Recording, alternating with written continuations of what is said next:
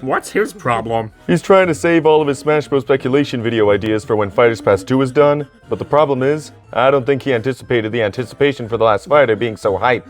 You know, just on the face of it.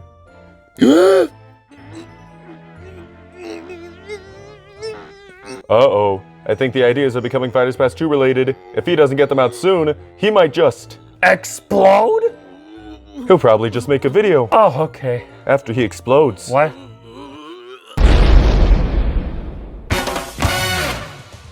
May I just say, there really is no telling at this point who the last Fighters Pass 2 character will be. I made a whole video dedicated to how speculation for Challenger 11 in particular is just completely blind, and that Smash speculation in general has been generally wrong since Smash 4. And that was the last Smash-related video I made until now. I thought I could hold out and that I wouldn't get caught back up on the conversation when it's so close to being over. But... oh, it's just too fun. As I've said before, sing along if you know the words, there is no telling who the last fighter will be. It could be third party, it could be first party, could be a legacy character, could be a recent character, could have a relevant new game out, could be a long neglected but still beloved icon. There is no telling. And as such, I've decided to limit my speculation for this video to just first party Nintendo characters. That's not to say Challenger 11 will definitely be a Nintendo character, but just to take the time to really explore what character that might be if it is. Without further ado, let's get into it. And explode. To start us off, let's address the elephant in the room. Waluigi is a very highly requested character. Is that just because he's a meme? Who's to say really, yes. Regardless of that, he is also already an assist trophy. Does this fact outright deconfirm him? Not explicitly, but I have a school of thought that says, why go to the trouble of programming a character as an assist trophy in Smash if you're just gonna undermine that with a fully playable character down the line? I know people have pointed out that you could simply have the assist trophy not appear when Waluigi is playable, but like, come on. I've already built a case as to why assist trophies shouldn't be upgraded to playable within the same game in this video here that I'll have linked in the corner, so I won't reiterate it all here. The fact of the matter is, Waluigi is in Smash. You just can't play as him. Is that really such an injustice? Not in my mind. Not to mention, Challenger packs bring more than just the character, you know. There's also the stage, spirits, and songs to consider. And seriously, Waluigi has not left a big enough impression on gaming or even specifically Nintendo or even specifically Mario's history for a content pack focused entirely around him worth $5.99. Maybe next time, Waluigi. But for this game, I just don't see you being playable. Though while we're speaking of a cohort of Warios, Nintendo did just recently bring us a brand new WarioWare game for the Switch. And Fighters Pass 2 has been spotlighting a couple recent Nintendo-published darlings with Min Min from ARMS and Pyra and Mythra from Xenoblade Chronicles 2. We will go over other recent/relevant Nintendo escapades that might get their characters in as DLC later on in this video, but I do think it's worth mentioning that Nintendo EPD have a very obvious soft spot for the WarioWare series. It's full to bursting with their trademark kookiness and love of intuitive game design. Plus, Nintendo is willing to retail Get It Together for less than $60 at launch and do a bunch of cute marketing for the game over their social medias too. Maybe it's just wishful thinking on my part, informed just a twinge by my severe case of Wario fever, but I don't think we should rule out the possibility of someone like Mona, Jimmy T, 9volt, or Ashley joining the Smash Ultimate roster. But moving on now, I think if we're going to talk about recent/relevant Nintendo releases, none can really compare to the sheer magnitude of Breath of the Wild. It's a wide-reaching, well-selling, highly acclaimed title and has even garnered a canon spin-off and a sequel set to release next year. The Zelda series itself is in the S tier of major Nintendo IPs, but the Breath of the Wild side of the timeline in particular is extremely popular and will continue to be a hot topic well into next year and probably beyond. As I've said before in my video on characters I don't want in Fighters Pass 2, I really don't think the Breath of the Wild version of Zelda would be a good fit. Like, what would you even call her? Zelda is already on the roster. And there's no way we're hearing the announcer addressing her as Breath of the Wild Zelda. It's tacky, and I don't want it. One of the champions or multiple champions in one roster spot a la Pokemon Trainer, on the other hand, now that could be pretty neat. My favorite aspect of the Zelda series has always been the unique fantasy races, and having the champions represent that aspect in the lineup of Zelda fighters in Smash would be very fitting. But while Zelda and Breath of the Wild in particular are very popular Nintendo wells from which to pull characters, we can't forget about the #1 best-selling global media franchise of all time, Pokemon. I'm sure I'm not alone in thinking the new Pokemon introduced in the latest mainline game, Sword and Shield, are, let's say, less than remarkable. Especially the starters. Oh, what is that? What is that? But take heart, people, and keep your expectations in check. It is entirely possible one of them will be our last fighter, or maybe 3 of them a la Pokemon Trainer. I've especially seen a weird amount of love for Cinderace. Like, why? Another upright standing, furry, fire starter fully evolved? Like, as if we don't have enough of those. But then again, it really could be him, so those of you who like him, keep faith, and those of you who don't, keep your expectations in check. On the other hand, we are getting not 1 but 2, or I guess technically 3, upcoming Pokemon games centered on the Pokemon introduced in Gen 4. And I'm not gonna lie, as ambivalent as I feel for the Pokemon franchise on the whole, particularly their abundance of representation in Smash, I would not mind a Pokemon trainer that used Turtwig, Monferno, and Empoleon. Ooh, wait a minute. If it's specifically the trainer from Legends Arceus, their starters are a grab bag of like some of the best designed starters in the whole series. Oh sweet mercy, I would die to see Cyndaquil become a playable Smash character. And hey, while we're talking about potentially repping a character from a game that wouldn't even be out until 2022, let's talk about Splatoon 3. Heck, let's talk about the Splatoon franchise in general.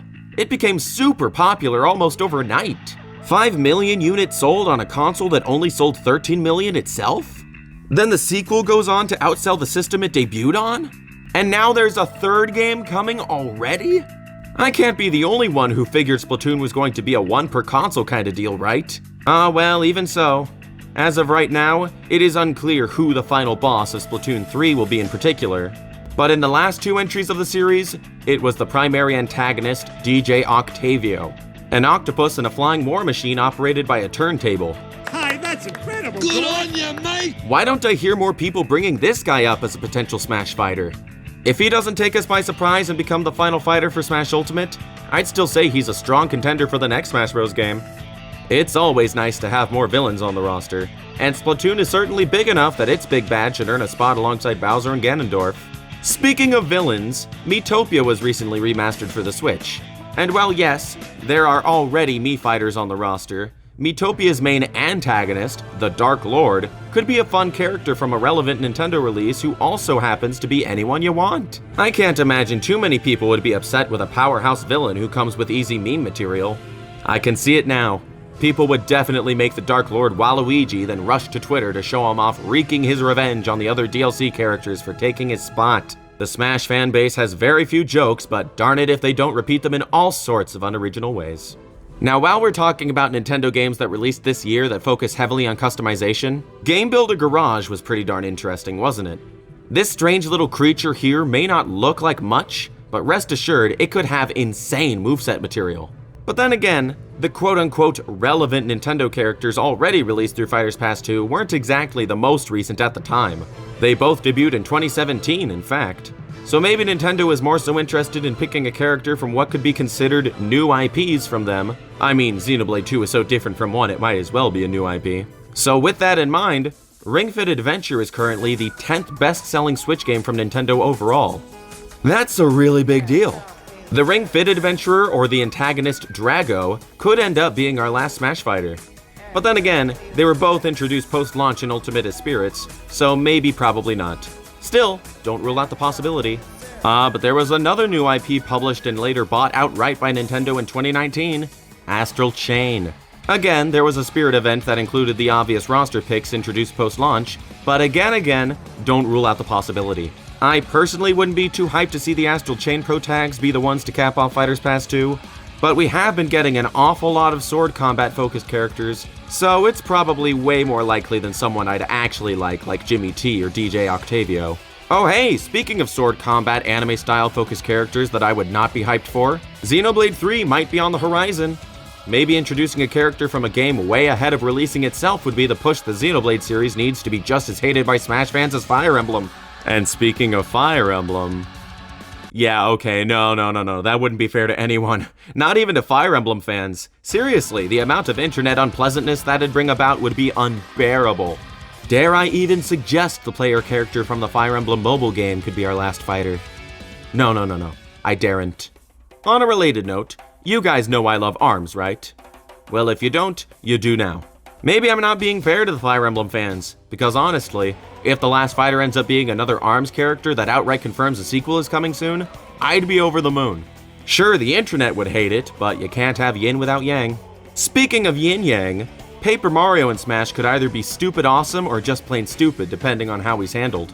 If it's an Origami King-styled moveset, I'm unenthused. If it's a classic RPG-styled partner incorporating Paper Mario moveset, I'm elated. You know, there was a time Paper Mario seemed like an obvious addition for Smash. Like, ever since the pre-Brawl days, really, he seemed like an obvious pick. So were Bandana Waddle Dee and Dixie Kong, and plenty of Pokemon that fell out of relevancy. I guess any of those long-time speculated Nintendo reps would be kinda cool just for the fan-pleasing aspect. But yeah, none of them are really as iconic or overwhelmingly beloved as Ridley or K. Rool, huh? I can't imagine the high mucky mucks at Nintendo saying, "Sakurai, my boy, you gotta put Dixie Kong in the game, brother." Okay, this conversation has gone in a weird direction. Let's go back to discussing upcoming games. After all, it would make sense for Nintendo to want the last character to be fresh off the presses so as to keep Smash Ultimate feeling as fresh as it can during the rest of the Switch's life. With that being said, Metroid Dread is a big deal in more ways than one. The hype is real, and it could very well signify a resurgence in popularity for the entire Metroid franchise.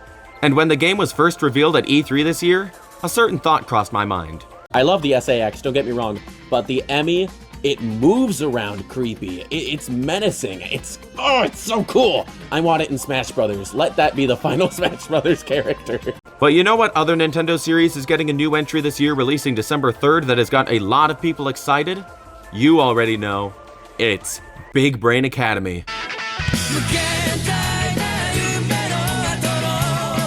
Nah, but seriously, Advance Wars Reboot Camp has got a lot of people extremely excited to see this classic and long-neglected series revived.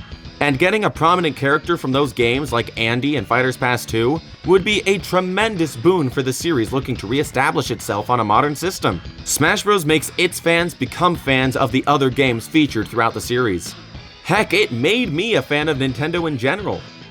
I may not be a particularly big fan of Advance Wars myself, but I love to see Nintendo revive IPs that don't get as much love or attention as their regular cash cows.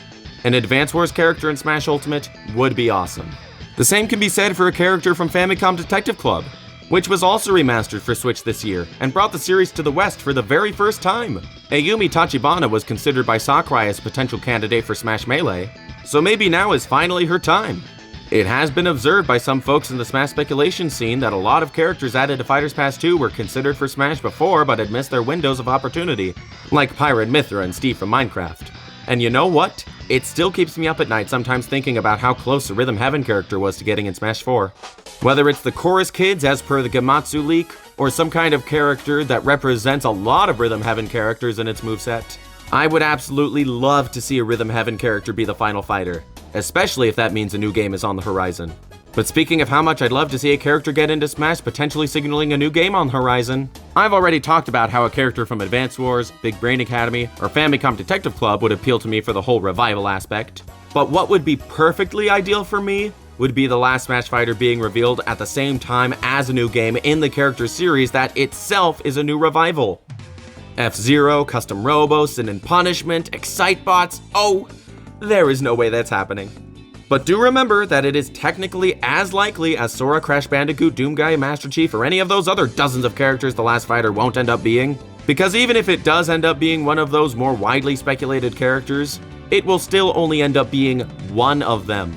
Captain Rainbow is just as likely as those guys, I swear. And you know what? Smash Bros. Is the venue where Nintendo revivals are set up for success most often. Despite the excessiveness and the memery, Fire Emblem really does owe a lot of its Western success to its early exposure in the Smash series. Heck, Kid Icarus owes the existence of its revival to Smash Bros. Pit and Palutena's new looks and identities were born through Smash Bros. Brawl before Sakurai even began working on Kid Icarus Uprising. Say, you don't suppose that Sakurai might have already begun working on his next project after Smash Ultimate?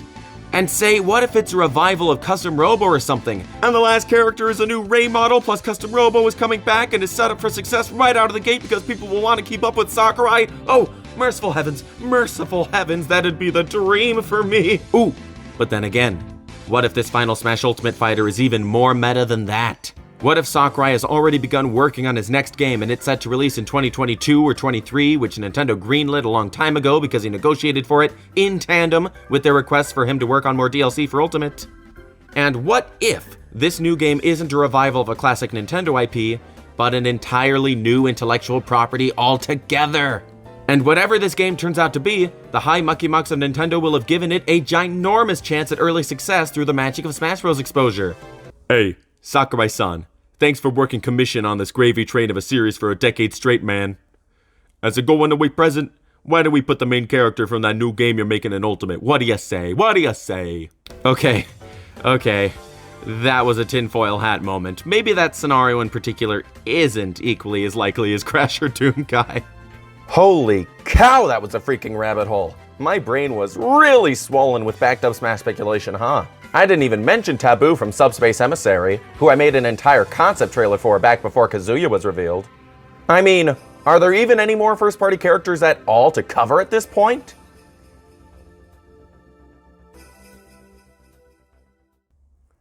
Oh yeah, Mario! I saved this character for last because I feel it perfectly balances out how ridiculously outlandish a lot of my ideas were throughout this video. Yuden is an anime-styled sword user who'd likely have a transformation and/or comeback mechanic who, while yes, is indeed a Nintendo character whose game series has yet to be repped in Smash, is also from a gacha mobile game. In a way, it's historic because Dragalia Lost is Nintendo's first original IP to not debut on a Nintendo system, but again, gacha mobile game.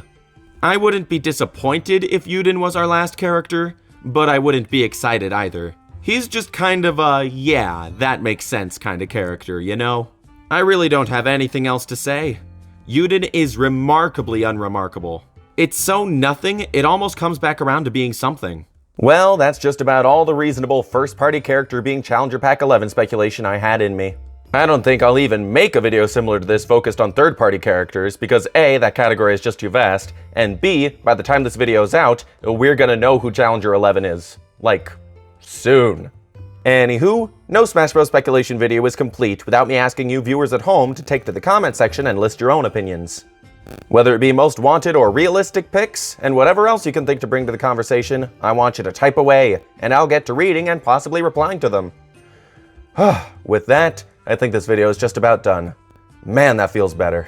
You gonna be alright now? Yes, I think I am. Now I just need a glass of water. Good. And to blow up. No! Gosh darn it. Thank you very much for watching this video. If you've enjoyed it, please leave it a like and subscribe to my channel if you haven't already for more like it. Sharing this video or my channel in general on social media also helps me out a bunch. But if you'd really like to support me in more ways than YouTube ever will, consider supporting me on patreon.com/atalkingsock, where for as little as $1 a month, you get behind-the-scenes updates and a credit at the end of my videos. Thank you once again for watching, and I will see you the next time I see you.